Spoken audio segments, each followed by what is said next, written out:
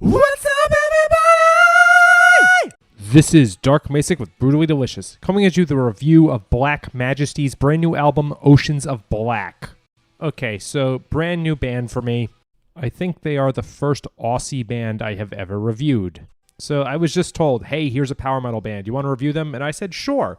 Not knowing what kind of power metal it is. I had no idea they were Australian, which is a nice touch. And I don't even think I got a for fans of statement. Usually they'll throw along bands and say, like, this band is for fans of Halloween and Blind Guardian. I don't even think this one had that. So I was very pleasantly surprised when it was not the easiest band ever to categorize. Black Majesty sounds somewhere in the realm of Dream Evil, Seven Kingdoms, Wars of the Trident, but also I heard some Avantasia in there too. They are not, and I cannot be clearer on this, not a Halloween or Stradivarius clone. Basically, it's definitely power metal, but I thought I heard something resembling an 80s metal influence in there. I don't think they sound like them, but Battleborn from the UK is doing something similar, where they're clearly pulling some Wasp influence, also like Beast in Black does this. I've made the joke before that if you want to make power metal, just take the chords to Africa and put double bass drumming underneath. This band did not do that. Actually, I think I heard it like once or twice, but it wasn't the whole album.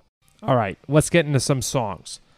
Dragon Ward. Great opener, no bullshit. Just starts off playing heavy metal. None of those atmospheres or sounds of winds or air raid sirens or church bells, just heavy metal. And like I'm saying, something like Dream Evil or Seven Kingdoms. Heavy fucking metal, but also kind of power. Also, I think this is the first power metal song I've ever heard with the title Dragon Ward. How is that the first? Good job. Set Stone on Fire. Okay, what a title. I wish I got lyrics for this because how the fuck do you set stone on fire? It's a slow burner. There's kind of an odd intro to this one, but it's a nice song with a lot of urgency to it. You know, it makes you want to, like, do something with your life. I was reminded of the recent Dream Evil album, you know, the one with The Tyrant Dies at Dawn. It's basically saying Dream Evil, but kind of updated. Hold On. Here's a very nice, heavy anthem. And by that, I mean that a lot of power metal anthems are very saccharine, and I love them. This is not like Eagle Fly Free, although the vocalist does remind me of Mikhail Kiske here. It's a sing-along, but I got more of that 80s metal vibe than I did from a lot of other power metal bands. Again, not really any Stradivarius here, but it wouldn't be weird if they were on the same bill. Oceans of Black. Here's a really nicely written song, simultaneously riffy and songy. In my head, a lot of metal gets divided into those that wrote riffs and strung them together and those that tried to write songs. This somehow gets the great Venn diagram center of those two. I would actually love to hear an acoustic version of this. You know, the distilled version of what the song is without the riff accoutrement. Only the Devil. Here's a great heavy metal burner. This is actually maybe a little more Stradivarius than all the other songs were, but it's still darker than what most might have expected. Maybe Avantasia is a good comparison. It's a really good kind of dark, also kind of power metal burner. Hellraiser. Here's another double bass power metal burner. Also reminded of Avantasia on this one. More melodic on this one and a little less dark, but it still sounds coherent with the rest of the album. Last but not least, Astral Voyager.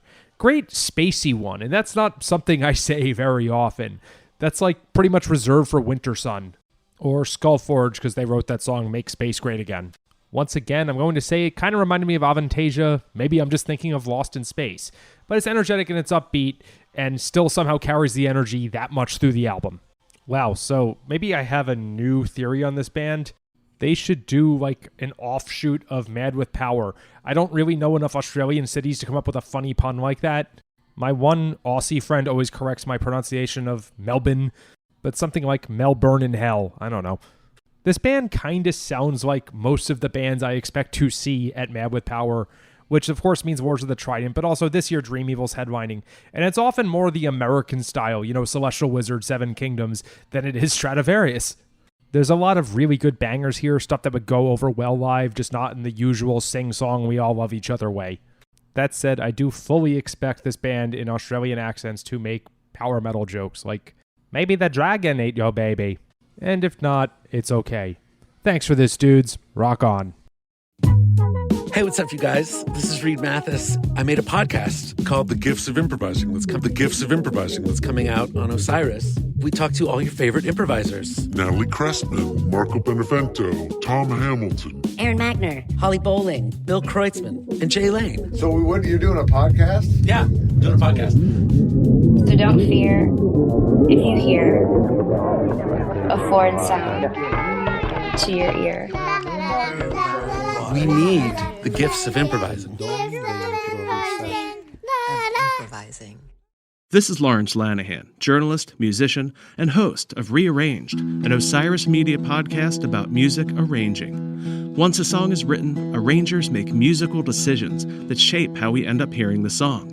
And we're not just talking about adding orchestral accompaniment, like horns and strings, or doing a cover version of a song. Arrangement can be putting happy music over dark lyrics, using samples, recording all acoustic, even tiny decisions like putting an electronic loop into an acoustic song to draw your attention to an important turn of phrase. It's all arranging. Rearranged episodes are documentary essays where I use arrangements to answer some big questions like what is a song? And what can a song become? And how can the sound of a song change the meaning you take from it? Listening this way has changed my relationship with music. Tune into Rearranged, and maybe it'll happen for you too. Learn more at rearrangedpodcast.com. Osiris.